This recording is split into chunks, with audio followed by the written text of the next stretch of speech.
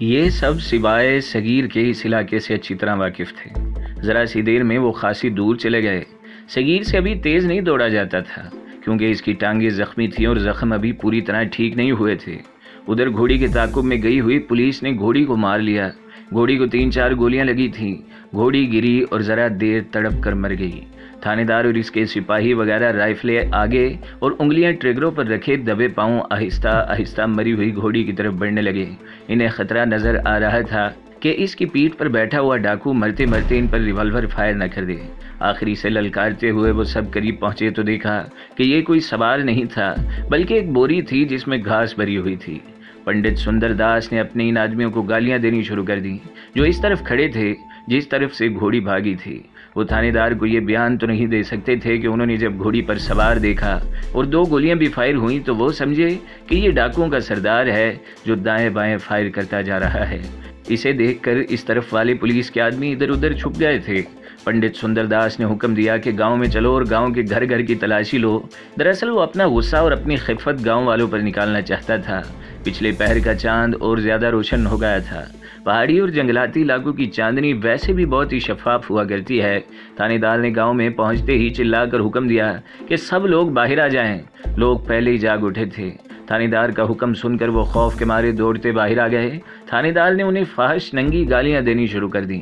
پنڈت جی مہاراج ایک مامر آدمی نے ہاتھ جوڑ کر اور تھانے دار کے سامنے جا کر کہا، ڈاکو اپنا حکم چلاتے ہیں، نہ مانو تو ہماری جان بھی محفوظ نہیں رہتی اور ہماری بیٹیوں کی عزت بھی۔ آپ آتے ہیں تو آپ کا روب اور حکم بھی ہم پر ہی چلتا ہے۔ دونوں طرف کی گالیاں اور دھمکیاں ہمیں ہی ملتی ہیں۔ یہ بھی اچھا ہوا کہ اس پنڈت تھانے دار کو یہ معلوم نہ ہو سکا کہ گاؤں کے ایک آدمی نے پہلے ہی عرشی کو بتا دیا تھا کہ پولیس آ گئی ہے۔ اسے پتہ چل جاتا تو اس آدمی کو تھانے دار وہیں گولی مار دیتا۔ بہرحال اس پنڈت کو گاؤں والوں پر رحم آ ہی گیا۔ اسے معلوم تھا کہ گاؤں والوں کے تعاون کے بغیر وہ ان ڈاکوؤں کو نہیں پکڑ سکتا بلکہ کسی بھی مفرور ملزم کو بھی نہیں پکڑ سکتا۔ اس نے لوگوں سے کہا کہ اسے بتایا جائے کہ یہ ڈاکو کس وقت اور کس طرح اس گاؤں میں آئے تھے۔ پہلے مجھے اس گھر میں لے چلو جہاں ڈاکوؤں نے رات گزاری ہے، تھانے دار نے کہا۔ تھانے دار کو اس گھر میں لے جایا گیا۔ وہ اس گھر کو دیکھ کر اور رسمی سی تلاشی لے کر وہیں بیٹھ گیا اور بیان سننے لگا۔ اس کے ساتھ ہی اس نے حکم کے لہجے میں گاؤں کے ایک بڑے آدمی سے کہا کہ اس کے لیے اس کی ساری نفری کے لیے ناشتے کا بندوبست کیا جائے۔ اسے پہلی بات یہ بتائی گئی کہ یہاں ایک گھر میں ایک نوجوان لڑکی ہے جسے یہ ڈاکو ساتھ لائے تھے۔ دوسری بات یہ کہ گھر میں ایک جوان آدمی بند ہے جس کے ہاتھ پاؤں بندھے ہوئے ہیں، اسے بھی ڈاکو ساتھ لائے تھے اور یہاں پھینک کر چلے گئے اور ایک آدمی کو کاندھوں پر اٹھا کر واپس آئے تھے۔ یہ آدمی بے ہوش تھا جسے پہلے تو لوگ مرا ہوا سمجھتے رہے لیکن وہ بھی عرشی ڈاکو کے ساتھ بھاگ گیا۔ یہ لڑکی وہی لڑکی تھی جس نے اپنے چاہنے والے سے مل کر اپنے گھر میں ڈکیتی کی واردات کروائی اور اپنے آپ کو خود ہی اغوا کروایا تھا۔ یہی وہ لڑکی تھی جسے صغیر اس کے ماں باپ کے گھر لے جا رہا تھا کہ راستے میں عرشی اور اس کے ساتھی مل گئے۔ وہ صغیر تھا جسے عرشی اور اس کے 3 ساتھی بے ہوشی کی حالت میں اٹھا کر اس گاؤں میں لائے تھے۔ جس جوان آدمی کے متعلق بتایا گیا کہ اسی گاؤں کے گھر میں بند ہے، وہ وہی آدمی تھا جس سے اس لڑکی کی محبت تھی اور اس آدمی نے ہی لڑکی کے گھر ڈکیتی کی واردات کروائی اور لڑکی خود ہی اس کی خاطر گھر سے نکل آئی تھی۔ عرشی دیگر حصہ وصول کرنے کے علاوہ اس لڑکی کو بھی اپنے ساتھ رکھنا چاہتا تھا لیکن اس آدمی نے ایسا نہ ہونے دیا تو عرشی نے اسے باندھ کر بند کر دیا۔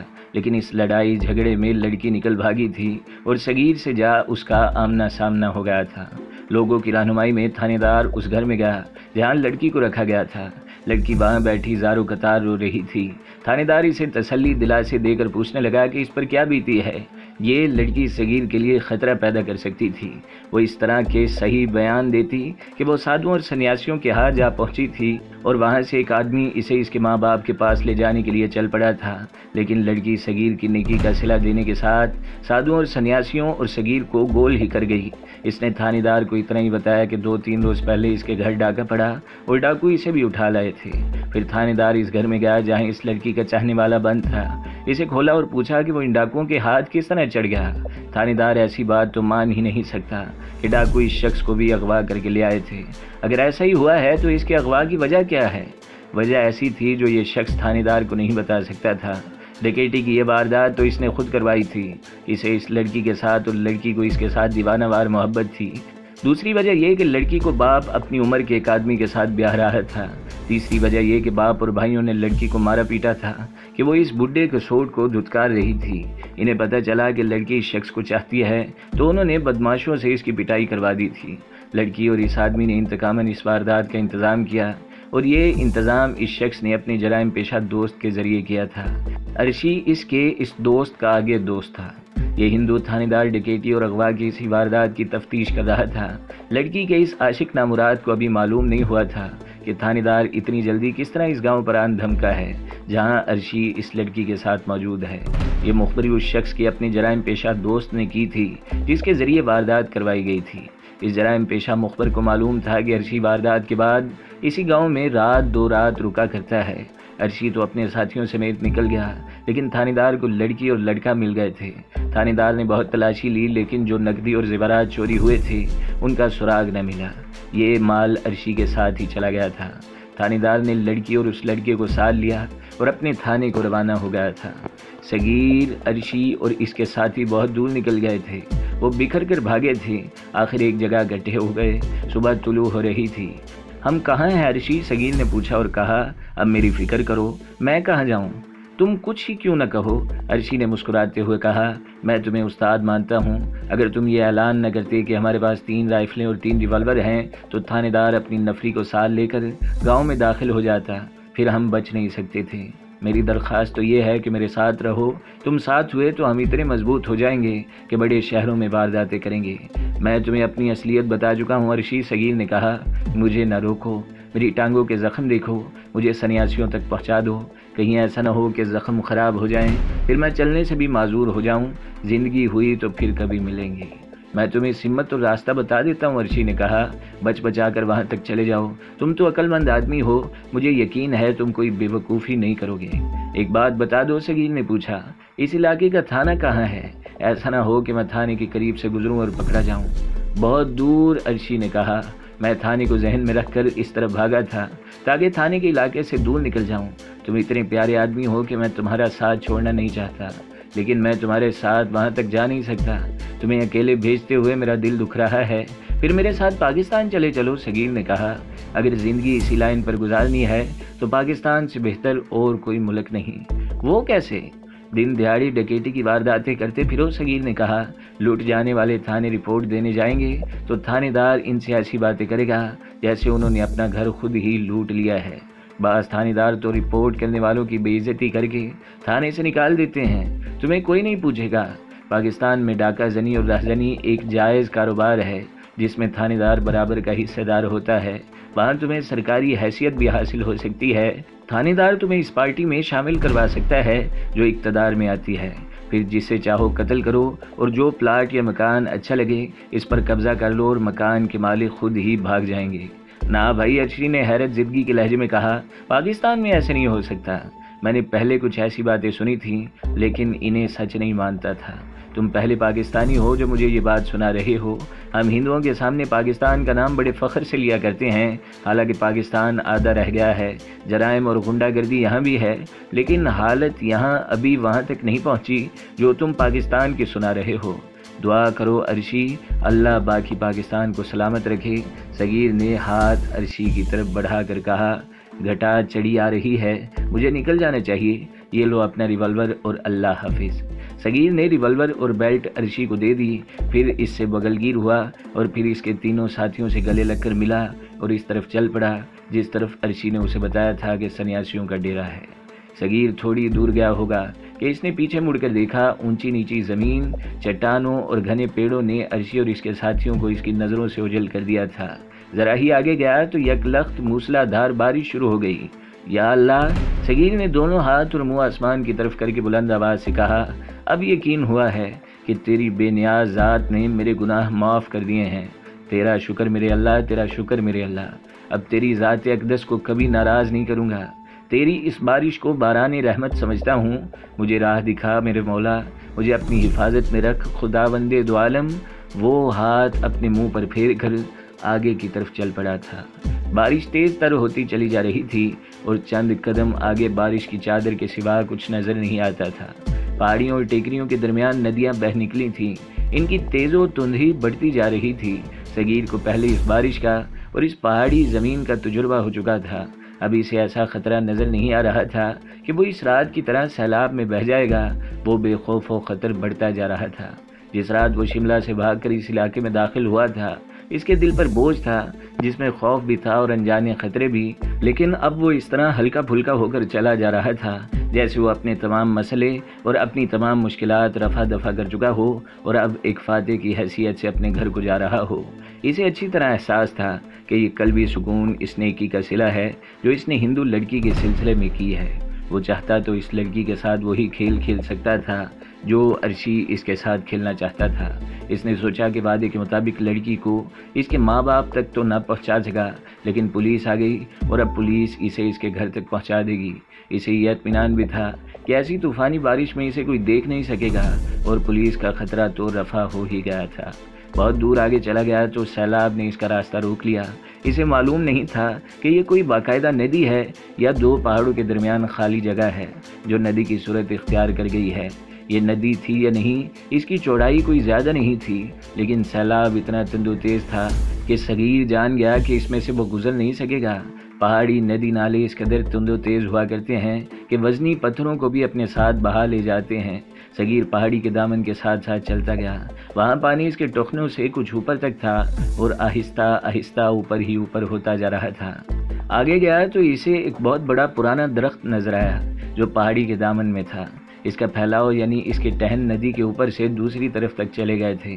सगीर सैलाब उतर जाने का इंतज़ार नहीं कर सकता था। वो दरख्त पर चढ़ गया और एक टहन पर सिरकता हुआ आगे को निकल गया। टहन के अगले सिरे पर पहुंचा तो इसके वजन से टहन नीचे को झुक गया। सगीर ऊपर से कूदा और पानी में जा पड़ा। वहाँ पानी इसके घुटनों तक था।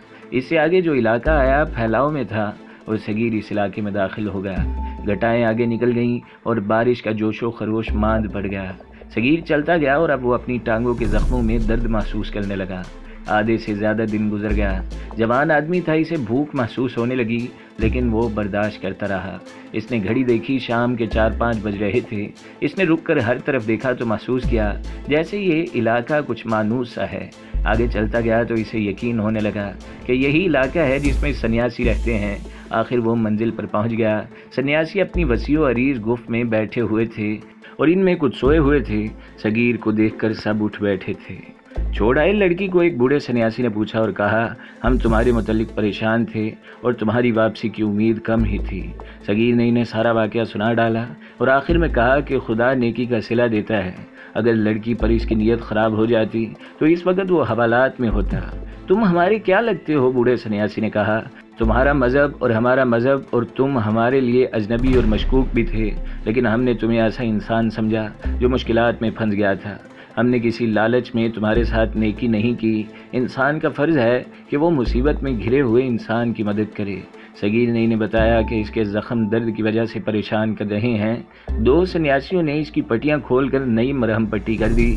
अब मुझे एक और ख़तरा नज़र आ रहा है। सगीर ने कहा, अगर लड़की ने पुलिस को यह बयान दे दिया कि वो डाकुओं से भागकर यहाँ आन पहुँची थी और फिर यहाँ से एक आदमी इसके साथ गया था, तो पुलिस तस्दीक के लिए यहाँ आ जाएगी।